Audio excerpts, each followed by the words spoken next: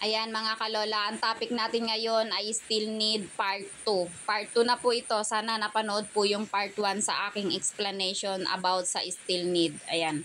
Mga kalola, kapag ang tasking nyo per hour ay 1K, wag nyo pong hahayaan na 1K lang kayo. Manatili po kayo na naghahabol sa still need. Lagi ko pong sinasabi, kapag nahabol nyo yung still need, ang tasking nyo po na 1 hour tataas. Magiging 3K po iyan. Kapag ang still need ay 150. Sa mga bago, 150 po yan. Kapag nahabol nyo 300, ang tasking nyo per hour, 5,000. Ayan. Ito po mga kalola, kapag nahabol na yung 150. Magiging 150 dito sa earnings. Tapos 3K per hour. Kung mapapansin nyo mga kalola, meron pong date. Ayan sa taas.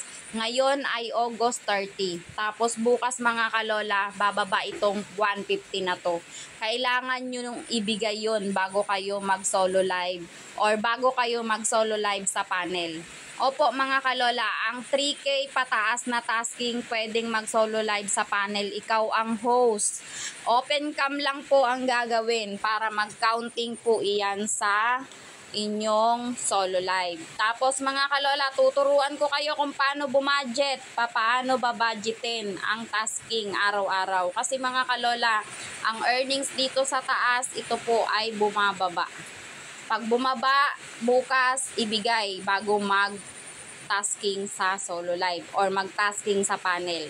Kagaya nito mga kalola, ang tasking niya per hour ay 5,000. Tapos ang earnings dapat dito ay 300 lang. Pero dahil hindi niya pa masyadong naintindihan, ito ay nasumobra na ng 26. So ang topic kong ang gusto kong ituro ngayon sa video na to ay magtipid. Kung ang earnings nyo ay 300 lang, wag nyo nang susobrahan. Bukas nyo ibigay yung 26 na yan kasi sigurado ako bukas bababa ito. Araw-araw po bumababa ang earnings. Sa earnings po kayo titingin mga kalola. Kapag ang tasking nyo per hour ay 3K, wag hahayaan bumaba ang 150. Kapag ang tasking nyo ay 5K per hour, wag hahayaan na bumaba sa 300.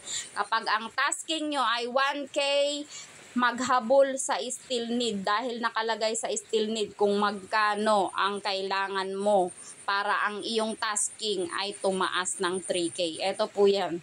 Tapos nakatapat dito sa 300 ay sa 3K per hour. Tapos mga kalola, kapag may per hour na kayo na tasking na 3K pataas, pwede po ito i-solo live sa panel. Tapos napapakinabangan pa yung mga gold chair na habang naka-on cam kayo, may nakaupo sa gold chair. Basta kayo po ang host. Magka-counting po yan sa solo live mga kalola. Itong solo live. Ito. Kapag naka-open panel, tapos on cam. Basta ang tasking nyo, 3K at 5K. Ayan. Ganun lang mga kalola ha. Wag malilito.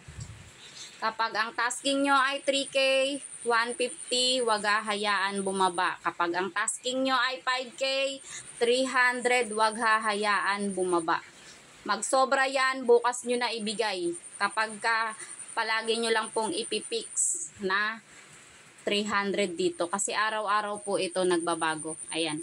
Ganyan po mga kalola ang mag-budget ng inyong tasking sa reward. Ayan. Paki-subscribe po ang inyong Ate Lola Angie. Bye-bye po.